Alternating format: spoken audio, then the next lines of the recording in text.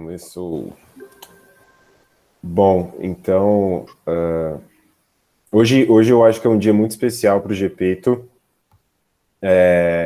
Especial porque eu acho que a gente não recebeu até agora um convidado com o peso intelectual, né, e a trajetória acadêmica que a professora tem, né? Eu não vou ficar falando do currículo Lattes da professora Ângela, tá? Eu quero falar, na verdade, só um pouquinho sobre o significado enorme, né, e marcante que ela tem na minha vida.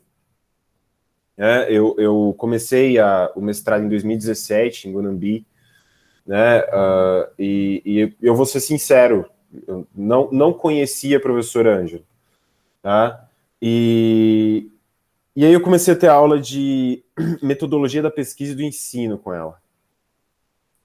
E eu lembro até hoje que a gente teve uns pontos a serem sorteados de tema para que a gente desse uma aula de 10 a 20 minutos. E eu peguei sentido comum teórico dos juristas, do Luiz Alberto Vará.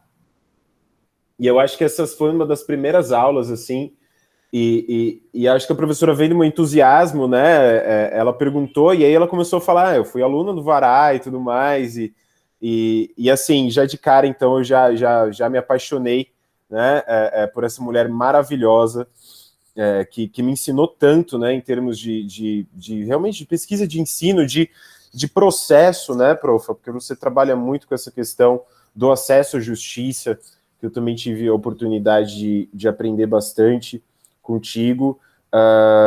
Além disso, hoje eu considero, né, depois de minha professora, uma parceira de estudos, né, é uma das pessoas que encabeça a Rede Brasileira de Direito e Literatura, né, então está à frente, está na vanguarda desse movimento aqui no Brasil, uma pessoa que foi aluna direta do Luiz Alberto Vará, do professor Leni Streck, do professor José Calvo Gonzalez, que nos deixou recentemente. E assim, hoje, tudo que eu peço para vocês, meus filhinhos, é que escutem com atenção, anotem o que for necessário e perguntem enquanto ela estiver aqui, que eu acho que ela tem 1 hora aqui com a gente, é essa pequena janelinha que está aberta, aproveitem, né? Profa, não sei se consigo ficar tudo, porque você sabe que eu tenho outra maninha lá no sertão que está falando sobre análise de poemas, e então eu vou ficar transitando aqui, mas que bom que está gravado. Muito obrigado por estar aqui. Assim, para mim é muito importante que esses meninos estejam tendo a oportunidade de te ouvir, tá? E vamos lá, vamos embora.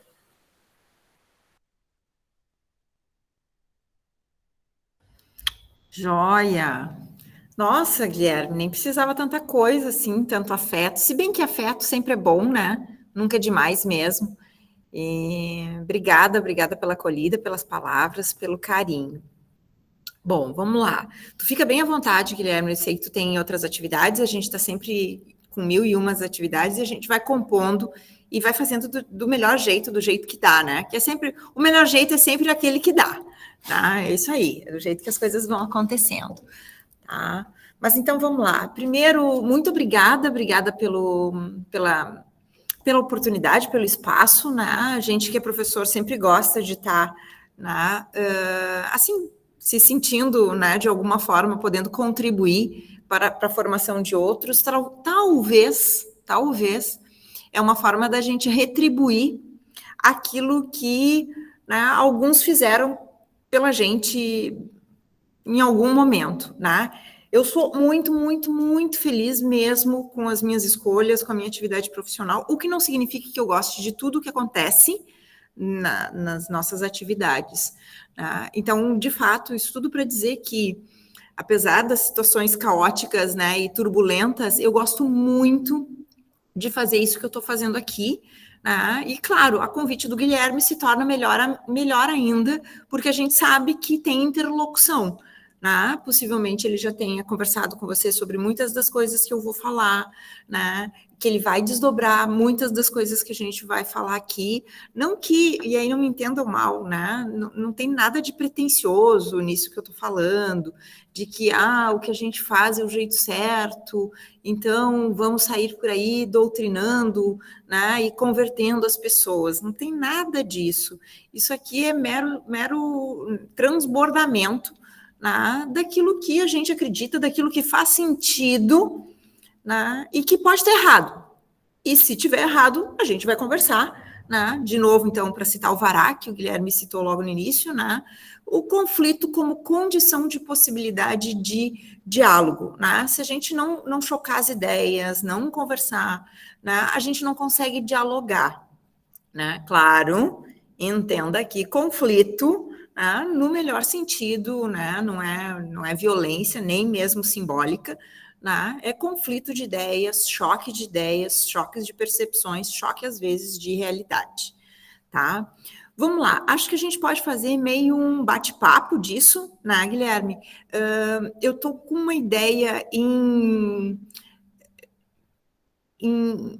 formatação ainda, né? Quando o Guilherme me perguntou, me pediu um tema, um título, né?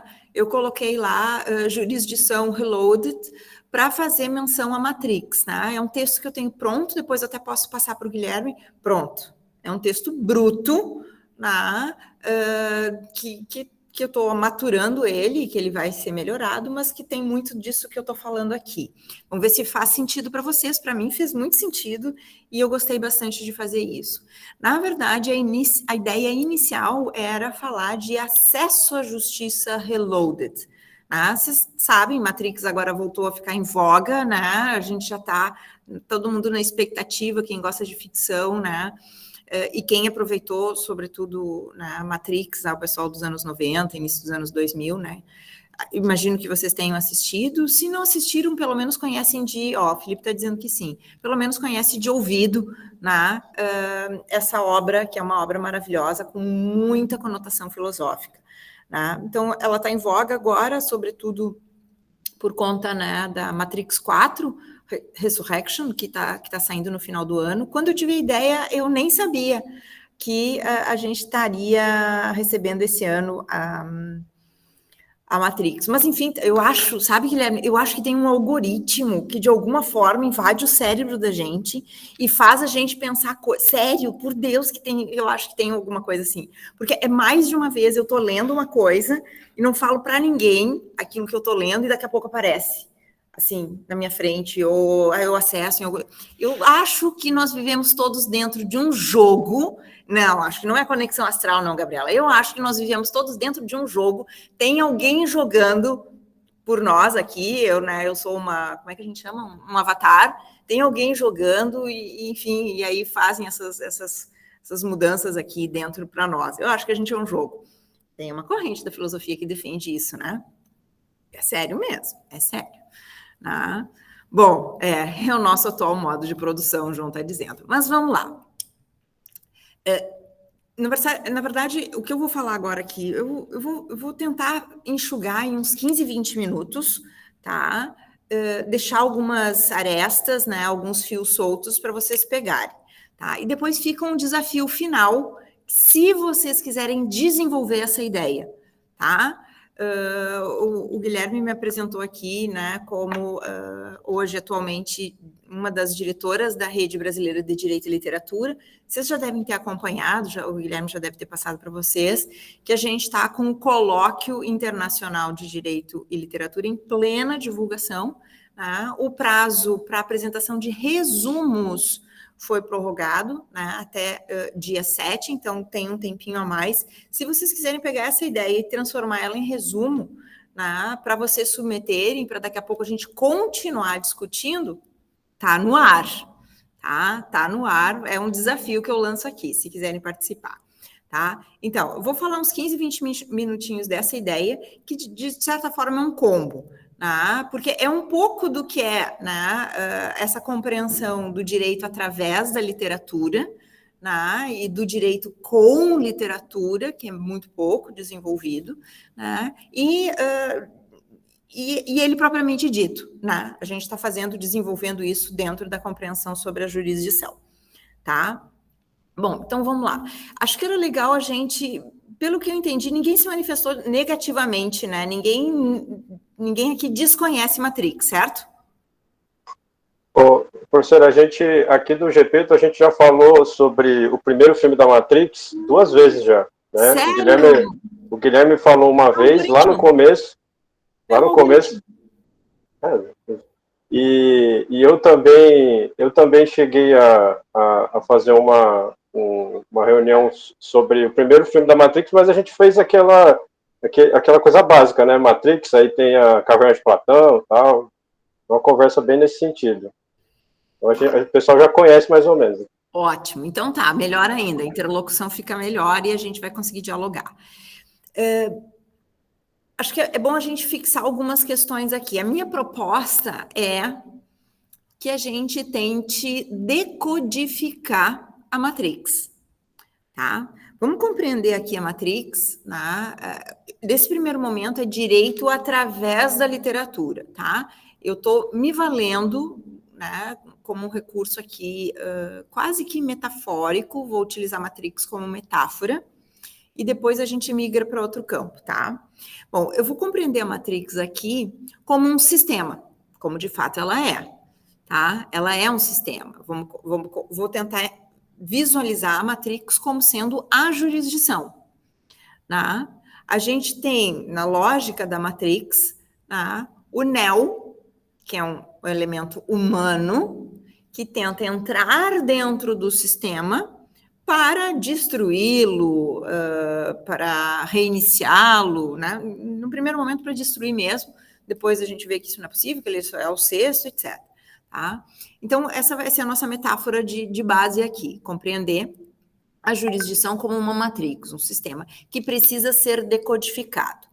Lá pelas tantas no filme, e eu vou fazer algumas intersecções aqui, lá pelas tantas no filme, tem uma cena no 2, né, no Reloaded, que o Neo precisa saltar de um prédio ao outro.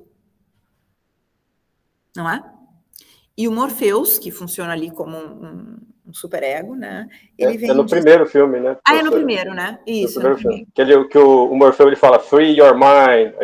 Isso, libere sua mente. Isso pode ser usado muito pelos coaches também, tá? Mas não é esse o objetivo que eu quero fazer aqui, tá? Libere sua mente para que...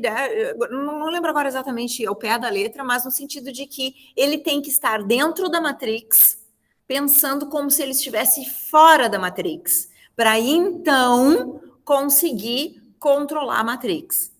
Num determinado outro episódio, mais adiante, quando ele fica cego, no último, né, ele descobre que ele consegue ler os códigos-fontes.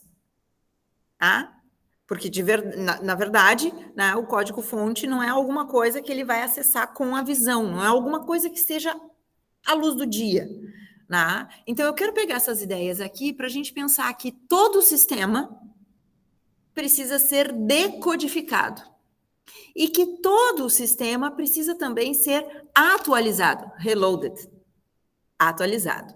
Se vocês forem para a filosofia medieval, né, se vocês pegarem lá, sobretudo Pierre Levy, que vai fazer essa exploração desses conceitos, ele vai dizer que o conceito de atualização, é o conceito que se opõe ao virtual.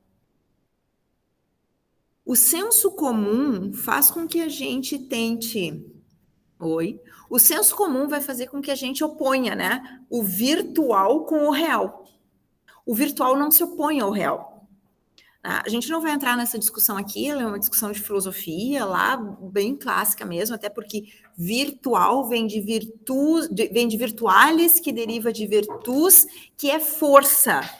Né? Então, a virtualidade ela está relacionada a uma potência, algo que precisa de uma resposta. E a resposta ao virtual é o atual. Reserva essa informação, tá? Porque isso tem a ver com uma jurisdição reloaded, com uma jurisdição atualizada. Tá? E aí, para fazer essa atualização, que é uma resposta à virtualidade, se eu não estou indo muito rápido nas minhas conexões aqui, essa resposta, ela necessariamente precisa que a gente entenda os códigos. Aqui, a codificação, ou seja, os paradigmas. Tá? Bom, então vamos lá, vamos entender, vamos fazer essa decodificação da Matrix aqui, ou melhor, vamos tentar fazer a decodificação ou identificar os paradigmas dominantes da jurisdição, certo? Vou fazer um recorte no tempo. As 2 últimas décadas do século XX e as 2 primeiras décadas do século XXI, tá? 2 últimas décadas do século XX, o que a gente tem? Abertura democrática, tá? Anos 80, tá? Na Europa, o Projeto Florença, tá? O movimento do acesso à justiça, quando a gente cunha essa expressão e esse conceito, e a gente começa a identificar as ondas renovatórias, ou seja, aqueles obstáculos, e aí eu tô me referindo pontualmente a uma obra clássica, que é Acesso à Justiça, de Mauro Capelletti e Brian Garf, né, que foi um projeto imenso, riquíssimo, final dos anos 70, início dos anos 80, na Europa, que vem para o Brasil também e aqui faz eco. Tá? Isso vai coincidir com a abertura democrática, não no Brasil, mas em toda a América Latina. Então, aquela correria para que a gente pudesse superar as amarras de um regime anterior, né, e buscar, né, os anseios de uma nova etapa, de uma nova população, de um novo conceito de cidadania. E aí as 3 ondas renovatórias seriam, só para a gente pincelar aqui, né, buscar o acesso à justiça aos hipossuficientes necessitados, primeira onda, né, que a gente pudesse ter, né, uma jurisdição que fosse menos individualista e desse conta, né, sobretudo, desse conta dos direitos difusos, coletivos, transindividuais, e o acesso à justiça propriamente dito, que seria a desburocratização do judiciário, né? Pensando também, já dando a deixa ali, de que o acesso à justiça não é só o acesso ao judiciário, mas é um acesso a respostas adequadas para os conflitos, que é o que vai, né, dar ali o espaço para que a gente pudesse problematizar em outras formas de resolver, ou melhor, tratar conflitos, já que conflitos não podem ser resolvidos, eles podem, no máximo, ser tratados. Tá? Bom, esse é os anos 80, que está essa codificação está sendo montada. Né? Então, isso vai fazer com que a gente tenha movimentos de construção de constituições e tudo vai para dentro da Constituição. Embora, agora sim, a expressão código mesmo de legislação, né, elas não incorporem isso imediatamente. Em 96, o Banco Mundial, preocupado com, sobretudo, a eficiência, o produtivismo e a segurança jurídica para investimentos norte-americanos e europeus na América Latina, em junho de 96, o Banco Mundial, vocês conhecem isso, né? O Banco Mundial vem e faz recomendações para todos os países da América Latina. Tá? E Caribe, tá? Dando ali, né, já dando os direcionamentos para que a gente pudesse fazer reformas no judiciário, visando o quê? Tá? O eficientismo, o equilíbrio das relações e que os países da América Latina fossem seguros para investimentos econômicos. Tá? E aí a gente tem nesse contexto a globalização também. Isso em 96. Ah, bom, a gente tem as eleições no Brasil e se vocês já tiveram aula com o professor Pedro, o professor Murilo também já deve ter falado isso com vocês, né? Recomendo que vocês deem uma olhada nos livros do Pedron e do Gerli, que vão tratar disso também. Eles vão fazer recortes bastante interessantes para a gente compreender os impactos dos paradigmas estatais dentro do processo. E a gente começa a ter no Brasil a construção de um modelo de processo neoliberal, tá? Calcado no Código de 73, a revelia da Constituição de 88, desconsiderando a Constituição de 88. Isso é muito forte na época. Se vocês conversarem com alguém que viveu esse período, vocês vão identificar isso. Bom, professora, isso é durante o governo Fernando Henrique ou isso também se estendeu pelo governo Lula? Isso pega o governo Collor e pega o governo Fernando Henrique. Tá. Se quiserem localizar, a gente não vai, mas estou só pontuando, mas sim, coincide com isso, pode recorrer à bibliografia que eu referi, tu vai encontrar lá isso. Aí o que a gente tem? Tá? Essa orientação do Banco Mundial, e aí a gente começa a fazer muitas micro-reformas na legislação brasileira para tentar dar conta das recomendações do Banco Mundial, e para tentar adequar a Constituição. É um tensionamento de jogos de interesse, de poder, de demandas sociais, como tudo, sem teoria da conspiração aqui, tá? São sempre tensionamentos. E aí a gente começa, o documento é de 96, pouquinho antes a gente já tem o surgimento da tutela antecipada no Brasil. Quem inventa a tutela antecipada no Brasil, a possibilidade da gente conseguir liminar em qualquer processo, é o professor Ovidio Batista, que é um processualista gaúcho do interior do Rio Grande do Sul, que depois se estabiliza em Porto Alegre, e, enfim, o mundo inteiro conhece a obra dele, e a obra é traduzida. E ele vai, então, ter essa ideia, muito inspirada em institutos italianos, mas diferente, cria o Instituto da Tutela Antecipada, nesse mesmo período, embora depois ele tenha dito que o Instituto não foi exatamente recepcionado pelos juristas como idealizado, era uma ideia interessante. 96 a gente tem mais reformas, 97, 98, nossa, eram muitas reformas nesse período. Muitas reformas. Os livros, o mercado editorial adorou. Não existiam e-books, eram só livros impressos, então tinha o novo agravo. 2 semanas, 3 semanas depois já tinha uma legislação nova, saiu o novíssimo agravo. Foi um ritmo muito frenético de modificações. No campo do processo civil, muitas micro-reformas. No campo do Código Civil, se investiu em construir um novo código, por isso que a gente mudou o Código Civil e as demais legislações não, e o de processo penal está até hoje, e o penal até hoje, só nessas reformas de contrabando, como eu falo, pelas arestas. Bem, aí, em 2004, os 3 poderes resolvem sentar, 3 poderes, executivo, legislativo e judiciário, sentar e organizar a casa. Fazer um pacto de Estado. Pode googar aí. Primeiro pacto de Estado em prol de um judiciário mais rápido e efetivo, eficiente. Esse primeiro pacto de Estado, ele é de dezembro de 2004. E o primeiro compromisso desse pacto era a aprovação da Emenda Constitucional 45, de 2004, que trouxe muitas reformas para dentro do processo, considerada, inclusive, a reforma do judiciário. Súmula vinculante, repercussão geral, modificação da competência da justiça militar e etc.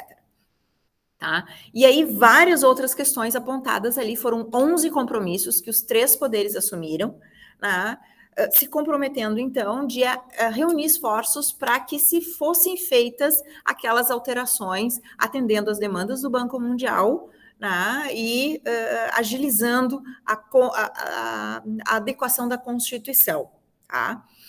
Isso vai gerar mais reformas, isso gera também um compromisso com a informatização do judiciário. Se assume o compromisso de que em 10 anos o judiciário estivesse informatizado, se começa a investir nisso.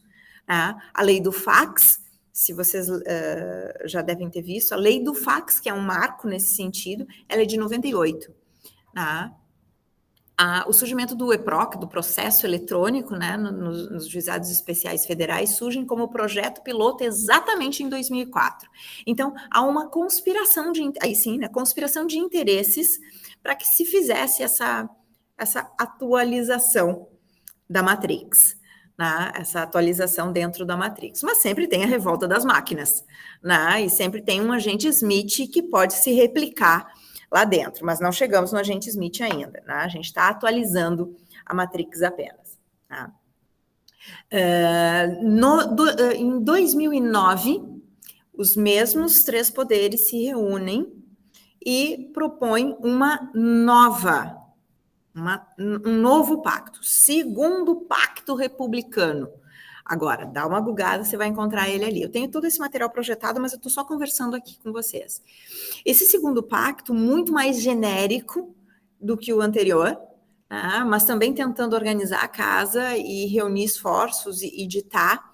E é bem esse período que a gente começa. Bom, o CNJ nasce com a reforma de 2004, ele nasce com a reforma de 2004, e aqui, quando a gente tem o segundo pacto, já há aquela preocupação com justiça em números e com os relatórios do CNJ, né, para fazer esses levantamentos numéricos, o que é uma iniciativa super importante, né?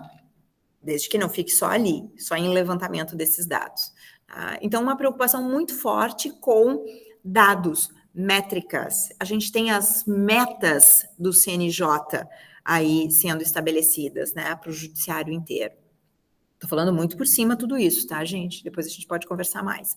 Bom, aí o que a gente tem? Esses 3 poderes, então, fazem esse segundo pacto, e o resultado mais imediato do segundo pacto é a constituição de uma comissão de reforma do Código de Processo, que é dessa data, né? Que começa a redigir, então, um novo Código de Processo Civil, e isso fica tudo na mão do Fux, tá? Fica tudo na mão do Luiz Fux.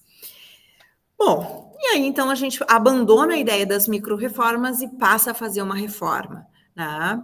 Uma reforma em que este código deveria estar alinhado com a Constituição e, portanto, um código de um processo democrático, tá? Essas eram as diretrizes, essa era a determinação para fazer a atualização do sistema. Então, veja que a gente saiu das 2 últimas décadas do século XX e já avançamos para as 2 primeiras décadas do século XXI. Né? Estamos aqui com código novo, né? Mas é novo ainda, tem só 5 anos, né? Que é o código de 2015. Bom, o que a gente verifica aqui? Um elemento muito forte, né, hoje, né, e acho que com a pandemia isso ficou muito mais escrachado, né, que é esse elemento da informatização e da digitalização. Observem que eu estou usando essas expressões, informatização e digitalização. Eu não estou usando a expressão virtualização, tá? Por quê? Porque me parece que no senso comum a gente utiliza essas expressões indiscriminadamente. A gente fala ora em processo eletrônico, ora em direito virtual, né? Ora em direito digital, e elas não necessariamente carregam a mesma carga semântica. E às vezes, não que, né, isso tenha grandes poderes, mas eu acho que para a gente construir alguns argumentos e identificar alguns códigos, isso talvez seja bem importante, bem relevante. Tá? Então, por que eu não vou usar a virtualização agora? Porque me parece que ela é um objetivo. Acho que a gente só consegue... Isso aqui que eu estou falando para vocês é muito artesanal ainda, tá, gente? É muito artesanal. Tá?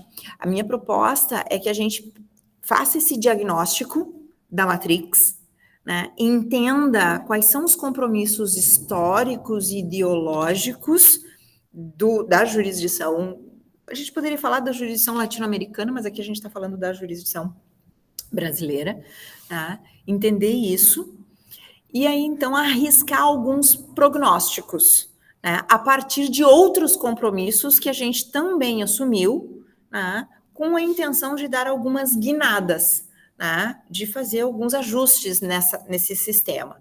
Né? Porque, sim, a gente eu não estou defendendo aqui, não consigo ainda defender um fim do direito, né, eliminar o sistema jurídico, né, não entendo ele como algo perverso, embora reconheça que ele possa ser funcionalizado, ou seja, utilizado e instrumentalizado como algo, sim, de práticas de violência, de controle de corpos, etc. Mas aí eu acho que isso não é o direito. Tá? Acho que aí ele não está sendo o direito, não está tendo autonomia suficiente. Tá? Então, talvez o nosso objetivo seja, lá no final, pensar em como virtualizar a jurisdição. Tá? Porque a partir do momento em que a gente virtualiza a jurisdição, ela não fica mais estática. Ela vai estar em constante, as atualizações são respostas para essa virtualização. Estou me baseando aqui muito nos conceitos do Pierre Levy, sobretudo na obra Cybercultura e na obra O que é o Virtual. Tá, cuidado aqui, talvez eu esteja dando um salto muito grande nas conexões que eu fiz, depois vocês me digam se está fazendo sentido ou não. Tá? Então, vamos lá, de novo. Tá? A gente fez um diagnóstico, chegamos onde estamos. Tá? Só que o que acontece? A gente tem agora um agente Smith. Tá? Nós temos uma falha dentro da Matrix. Nós temos agentes zumbis. Nós temos um paradigma, um código.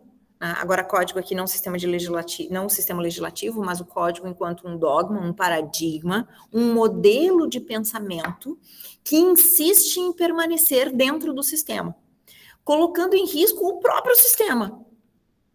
Tá? Não só nós, humanos, mas o próprio sistema, a tecnologia intelectual que nós criamos, porque o direito é uma tecnologia intelectual criada para que pudesse favorecer funções cognitivas também, né? A construção de outros direitos, de outros interesses, etc.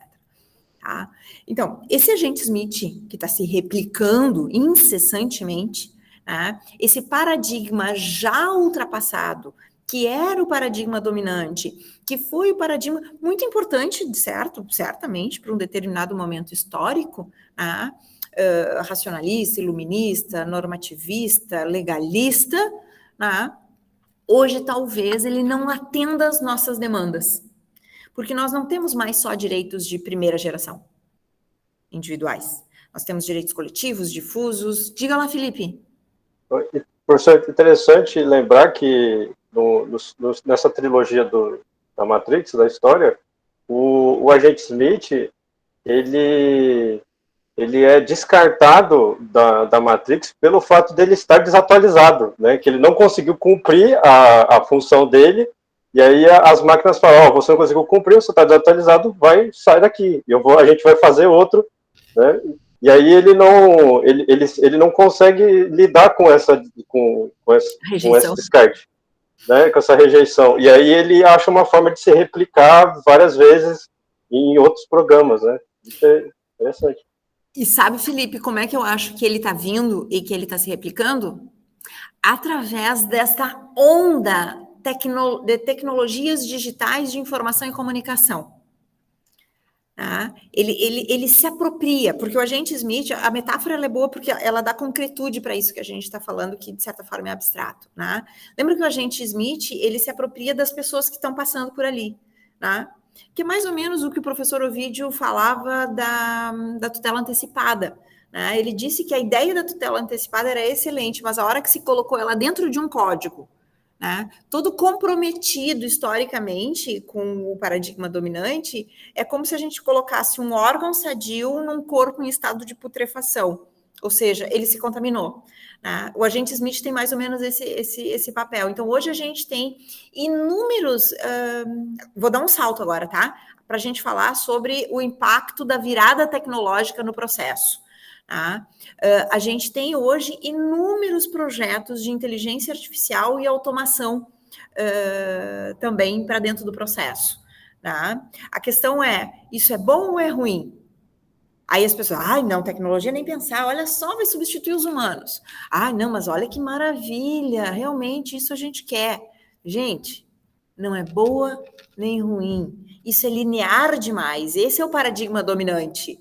Né? A conversa do arquiteto com o Neo. Né? Como é que é? Ele pega lá e dá duas opções. O algoritmo sempre dá duas opções. Elas são sempre limitadas. Né? Não é assim que nós funcionamos. Os humanos não têm duas, três opções. Eles têm sempre infinitas respostas que podem ser dadas e construídas. Tá? Um pouco mais complexo que isso, mas só para a gente não ficar nessas limitações, que é bem a linguagem algorítmica e binária, né? Que é o que a gente quer rechaçar, seja pela via da hermenêutica, seja pela via da complexidade, tá? Que a gente vai adotar aqui. Tá? Então, me parece que hoje nós corremos o risco de estar construindo, a gente estava criticando lá no início, o neoliberalismo processual, certo?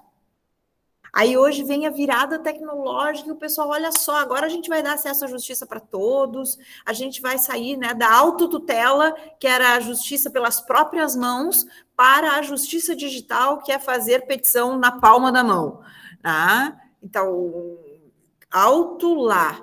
Tá? Acho que tem muitas coisas boas aí, mas cuidado para que a gente não oculte a força do paradigma dominante, e potencialize ela. E aí, essa potência do paradigma dominante com a tecnologia é aquilo que eu tenho chamado, eu que cunhei essa expressão, se quiserem usar, podem usar, desde que façam menção a mim, que é um tecno-neoliberalismo processual. Tá? Essa expressão ela tem muito do Eric Sadek, né, que vai trabalhar com isso também, só que num outro contexto, e muito de um autor que eu super recomendo que vocês leiam, assim, muito, que chama o Yuko Hui. Não sei se vocês já viram alguma coisa dele. Ele é um China, ele é de Hong Kong, e o nome do livro é Tecnodiversidades. O livro é excelente, porque ele vem e mostra, resumidamente aqui, né, tem uma entrevista dele no IHU, no jornalzinho aquele lá da Unicinos, bem interessante, e com o Sadek também. Ele vem e fala que quando a gente se refere à tecnologia, a gente tem uma ideia monolítica, né? Muito limitada de tecnologia, como se ela fosse uma única coisa. E ele conclama, inclusive no livro, ele fala de nós, Brasil, América Latina, para que nós pensemos em outras formas de tecnologias. E aí a proposta dele é a cosmotecnologia, como uma forma, inclusive, de pensar numa tecnologia decolonial. E aí, quando a gente traz isso para dentro do processo, pensar como a gente também pode, dentro do processo, pensar um processo, uma jurisdição decolonial também, a partir dessas atualizações, a partir da produção de uma tecnologia intelectual, para potencializar as nossas funções cognitivas e até sensoriais, percebendo a realidade e as particularidades nossas. Eu sei que eu estou dando um super salto aqui, eu não sei se as minhas analogias aqui, as minhas construções, elas estão claras, mas essa é a ideia que eu queria, assim, sugerir para a gente pensar sobre ela. Por isso aí o meu desafio de que vocês tentem esboçar isso, construir isso na forma de resumos, para a gente continuar debatendo no CIDIL também. Então, a proposta final, para fazer todo esse raciocínio, identificar esses códigos da Matrix, identificar quem é o agente Smith, quem está se replicando inconsistentemente, fazendo com que a gente tenha a oportunidade, inclusive, de fazer um pacto com o sistema, para conseguir manter minimamente as estruturas que nós temos, sob pena de perder tudo. Sob pena de perder tudo. Lembrem que naquele diálogo do arquiteto com o Neo, logo que ele entra na sala, o arquiteto diz para ele: você é irrefutavelmente humano. E eu sou o pai da Matrix. Eu criei a Matrix. E você só tem duas escolhas. Quando ele está falando isso porque ele é um sistema. Ele é uma máquina. Só que o Neo não é. E ele já disse que o Neo não é uma máquina. Tanto que o Neo não faz nenhuma das duas opções não opta por nenhuma das duas opções, tá? E me parece que aí talvez tenha uma chave de leitura para a gente fazer uma guinada da tecnologia para aquilo que eu venho chamando de artesania processual.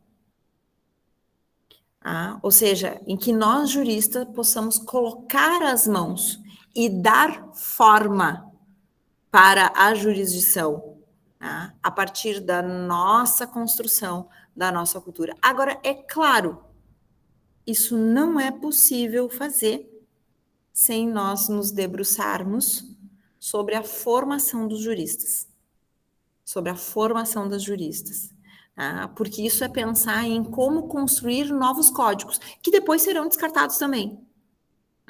Então, esse é um movimento, os paradigmas, e aí uma outra obra que eu acho que é fulcral para a gente compreender isso, é uma obra que não é nova, que é aquele texto do Thomas Kuhn, Estrutura das Revoluções. Esse texto é importantíssimo. Tudo que hoje a gente fala, sobre paradigmas, sobre superação de paradigmas, foi plantado nessa obra. Então, acho que ela é uma obra bem importante para a gente pensar em como que se dão as revoluções paradigmáticas, sabendo que todos os paradigmas que nós construirmos agora serão descartados logo adiante. E tudo bem. Isso faz com que a gente assuma uma dimensão, uma autêntica dimensão de uma virtualidade. Lembrando que virtual não é digital. O digital é aquilo que tu congela, que tu aprisiona. Também não é a informática, porque ele também vai estar aprisionado. O virtual vai ter esse caráter mais etéreo, que vai estar sempre precisando ser atualizado, ou seja, para cada virtualidade, a gente precisa de uma nova resposta, e isso vai ser sempre constante, essa fluidez, que num primeiro momento poderia ser negativa, ela passa a ser um novo modo de garantir e proteger aquilo que a gente conquistou até agora e aquilo que a gente virá a conquistar ainda, nos colocando como sujeitos da história. Essas eram, em grandes linhas, umas ideias que eu queria colocar aqui para a gente pensar. Fiquem com essas sugestões para a gente continuar o debate fora daqui. Também falei muito mais do que eu tinha combinado de falar. Estou à disposição para a gente conversar, escutar, ou, enfim, trocar nossos contatos aqui para continuar depois, que eu tenho aula também daqui a pouco. Vamos lá, João. Professora, primeiro, muito obrigado pelas suas palavras, creio que você foi muito enriquecedor para todos nós aqui, participantes do grupo. A minha dúvida era quanto a senhora, a senhora, com todo respeito, com toda a vênia, como dissemos, disse sobre o fim do direito, essa discussão acerca do problema de que se é a própria configuração da Matrix, ou se se é essa configuração da Matrix, ou as relações dentro dela, ou se é a própria organização, estrutura dela, que permite, de forma não clara, a manutenção de determinadas influências, assim, e, portanto, o direito como um problema nesse centro, assim. Dado que o professor Pericinoto, se não me engano, da UFPR, diz que o Estado, com esse caráter, com esse atributo objetivo, esse caráter de classe, como um atributo objetivo, e não essa influência direta no direito, ou como como eu posso dizer?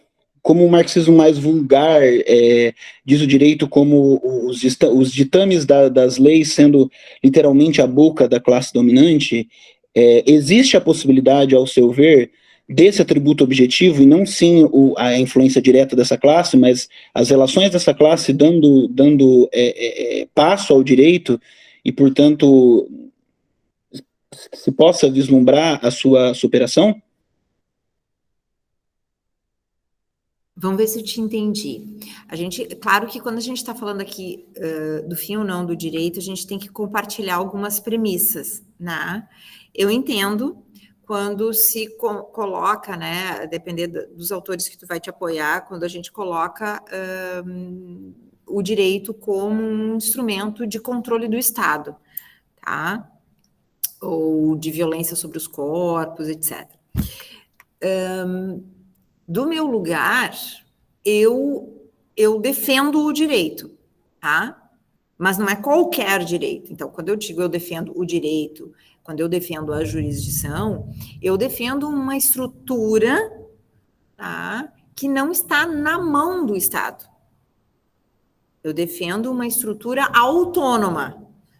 E aí eu vou me valer lá de filósofos para isso, Castanheira Neves, Dworkin, né, que vão apoiar o sistema jurídico e defender que ele tem uma autonomia. E aí aquele é um tema, assim, super denso dentro da filosofia, né, da gente tentar encontrar por que o direito e não direito. Eu defendo o direito, porque prefiro o direito à economia, à política, à tecnologia, enfim, eu defendo o direito. Bom, em defendendo o direito, o que ele é? Ele é uma estrutura autônoma, ele não pode ser funcionalizado, ele não pode ser petrificado na legislação. Então, ele vai ser sempre, ele é sempre uma plataforma civilizacional. Ele é sempre aquele conjunto de, para usar a expressão do Castanheira, né? Ele vai ser sempre um conjunto de atributos, de convenções históricas e culturais.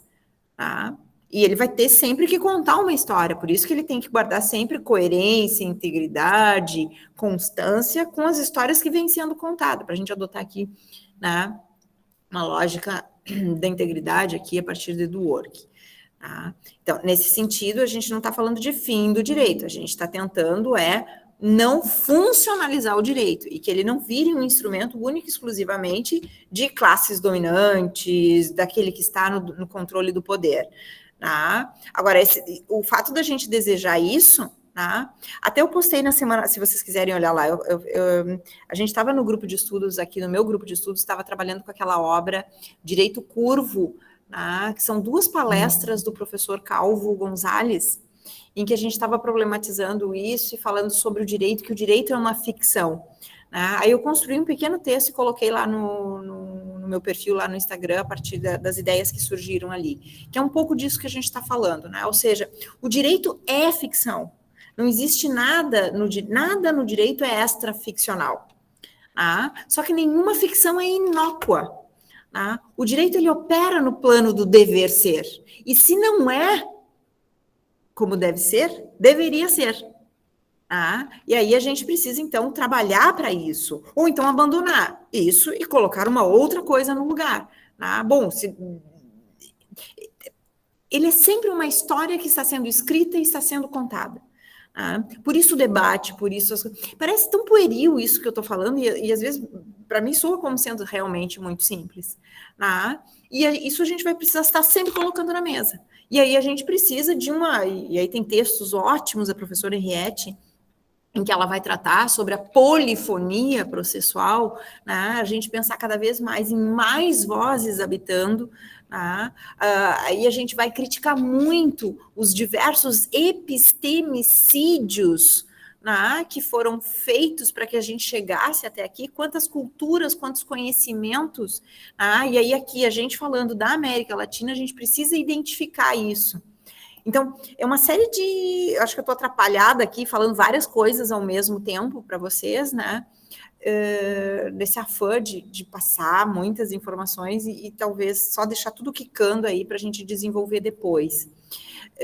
Júlio, João, a tua pergunta, então, se eu acredito que o direito possa ser apropriado, sim, ele sempre pode ser apropriado, por interesses dominantes, esse é o nosso esforço de estar sempre decodificando a Matrix, porque daqui a pouco a gente nem percebe e nós estamos a favor, assumindo o lugar da defesa desses interesses preponderantes.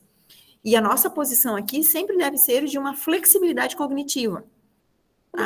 A gente tem que estar sempre aberto a identificar os códigos-fontes, mesmo quando a gente não enxerga, ou seja, mesmo quando a gente está cego pelo paradigma dominante. Gabriela, quer falar? Eu queria tentar fazer uma pergunta, mas eu não sei se ela está tão bem elaborada assim. Quando você fala sobre essa decodificação da Matrix e essa questão das sistemáticas, e aí faz aquela passagem histórica e processual, muita gente se remete ao processo civil, né, a questão civilista em si, por causa da constitucionalização civil, a constitucionalização do processo civil. E eu fico pensando se a gente pode aplicar essa paradigmática no processo penal, só que, assim, num processo invertido até, porque como a gente vê o processo civil se moldando e virando um processo mais tecnológico, a gente vê, na verdade, o processo penal fazendo uma coisa retrógrada, e ao invés de fazer um sistema de digitalização e informatização, ele faz, na verdade, de estagnação e conservação, porque nosso Código Penal, ele não mudou até hoje, e apesar das diversas reformas, pacotes e etc., que vem sendo colocado, na verdade, para ou manter a situação ou piorá-la sobre um viés do sistema em si, né? E eu pergunto, né, não sei se ficou muito claro, mas será que o processo penal ele acaba sendo uma antítese da matrix civilista, né? Acaba sendo uma antítese da decodificação para ser uma codificação em excesso e uma conservação dela, né? Fica essa dúvida em si. Eu trabalho muito com processo penal, por isso que eu acabei perguntando. Então, gostaria de saber sobre isso. Acho que eu te entendi, tá? Acho que eu te entendi. Eu sempre acho que eu joguei luz no processo civil porque é onde eu mais atuo, mas eu transito também no processo penal, né? E acho que sim, acho que a gente pode fazer, só que, claro, tem adaptações, os códigos-fontes são diferentes. Tá? Aí tu fala, o processo penal está na contramão do civil, porque no civil a gente está informatizando e no penal não. Cuidado, alto lá. Né? Porque em nenhum momento eu disse que a informatização do civil é algo positivo. Tá? Não disse isso. Tá? Então, e tampouco que a não informatização do penal é positiva. Eu acho que a gente precisa se apropriar desses elementos, né? Pensar em quais tecnologias usar, porque, pegando de novo ali o gancho da pergunta do João, se a gente for colocar no papel, se a gente for pegar os dados e verificar para onde que estão indo as magnitudes econômicas do investimento da inteligência artificial, isso não está aqui com a gente. Nós não somos consumidores da melhor tecnologia e não seremos, nós não teremos condições econômicas de pagar essa tecnologia, tá? Não é possível. Então, o que vai acontecer? A gente vai consumir a pior tecnologia e não só consumir a pior tecnologia, como nós seremos cobaias das tecnologias que serão depois, no futuro, utilizadas em outros lugares, tá? Então... Tem aquele texto que o Pedron usa muito, do Galanter, né? Quem tem mais corre na frente. Né? Então, é também uma luta de classes nesse aspecto, né? E não só de classes, mas lutas de poderios econômicos. Né? O próprio Pierre Levy, que eu citei antes, né? Ele não escreveu isso, mas ele fala nas entrevistas, ele não é nada pessimista, quer dizer, ele não é nada otimista quanto ao nosso futuro. Nós não tínhamos condições de imaginar, bem pouco tempo atrás, o poderio de uma Amazon, de uma Alibaba, de uma Microsoft, de uma Apple, e os estados estão se comportando frente ao poderio delas, ao poderio de acesso a dados, e de produção de dados, única e exclusivamente usando a regulamentação. Isso não dá conta. Então, a gente caminha para um período, para um tempo, em que a gente vai viver um outro feudalismo. Um feudalismo de grandes empresas, de grandes economias. Tá? E aí a gente fica aqui discutindo direito e fica discutindo o processo, que é importante. Tá? Então, o que a gente precisa é se apropriar disso. A gente precisa colocar em jogo aqui, colocar para jogar a nossa tecnologia intelectual, tá? Para que a gente consiga resistir minimamente, porque assim, a gente resiste porque tem que sobreviver, gente, não porque a gente vai vencer, né? A resistência é uma constante, briga tem hora para acabar e luta para a vida toda, como diz Sérgio Vaz na poesia lá, incorporada pelo Teatro Mágico nas músicas deles. Eu enxergo dessa forma, posso estar bem errada, sabe, Gabriela? Pode ser fatalista ou pode ser ingênua. Uns dizem que é ingênuo esse olhar, outros dizem que é fatalista, mas eu acho que sim se aplica essa lógica de sistemas que precisam ser decodificados, de paradigmas dominantes, se aplica na jurisdição como um todo, sempre lembrando que as construções teóricas chegam sempre mais tarde no processo penal. Tá? Por conta dos interesses que estão em jogo. Tá? No processo civil, os interesses econômicos são muito fortes. Tá? E no processo penal, às vezes, não funcionar é o que funciona. Tá? Crise só é crise para quem sabe o que é crise. Tá? De novo, para citar mais uma vez o professor Ovidio Batista, né? Esse estado de crise, que não é mais crise, né? É um estado crônico, ele não é de função. O judiciário funciona bem, o direito funciona bem. O problema é de estrutura paradigmática. Ele funciona, mas ele já não serve mais para a sociedade que somos. E aí a gente precisa modificar as nossas estruturas. Vamos ver o que vai dar, talvez pensar numa jurisdição resurrection aqui, né, num direito resurrection. Vamos pensar a respeito. Mais alguma dúvida, pessoal? Mais alguma interação? Sigo à disposição. Bom, eu acho que o nosso tempo está acabando, né? Está bem rápido, né? Mas acho que o pessoal não, o resto do pessoal talvez não tenham dúvidas mais, né? Então, para não tomar mais muito tempo da professora aí, vai dar aula, acho que a gente já pode caminhar para o encerramento, né? Não sei se o Guilherme quer falar mais alguma coisa. Não quero não, quero só agradecer. Eu larguei muita ideia, né? Então, claro, acho que agora a gente tem que dar uma decantada e aí a gente pode continuar conversando, né? Sim, realmente foram bastante ideias. Eles vão conversar. Peguem a ideia, transformem em resumo e vamos conversar. Vamos fazer um bloco lá, fazer um GT só do trabalho aí de vocês. Quem sabe?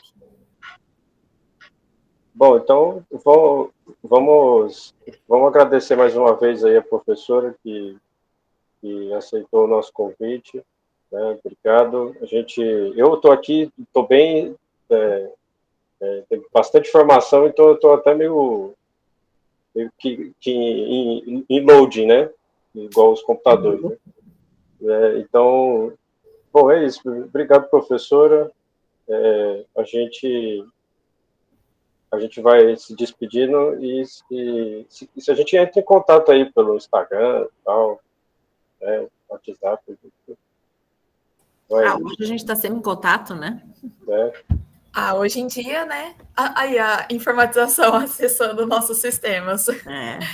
Mas realmente eu reitero os agradecimentos. E eu achei muito interessante a perspectiva da Matrix. E agora, puxando a sardinha para o Cedil, eu realmente acho que a gente precisa falar sobre isso no âmbito além do civil, agora no âmbito penal. Achei muito interessante a temática, muito boa mesmo. E a gente precisa explorar isso. Assim, como o Felipe disse, a gente está digerindo ainda, né, as informações, mas, nossa, muito bom mesmo. E fazendo essas conexões, né, que o grupo se sustenta, né? A gente gosta dessas temáticas, assim, que mexem com as nossas vísceras em si. Então, agradecendo novamente, né, professora? Eu acho que foi sensacional e não tem mais o que falar. Realmente, as palavras somem nessas horas, mas muito obrigada mesmo. Eu fico à disposição. Vou encerrar a gravação. Gabriela, dá para pensar, a gente vive falando dentro do direito, né? Quem controla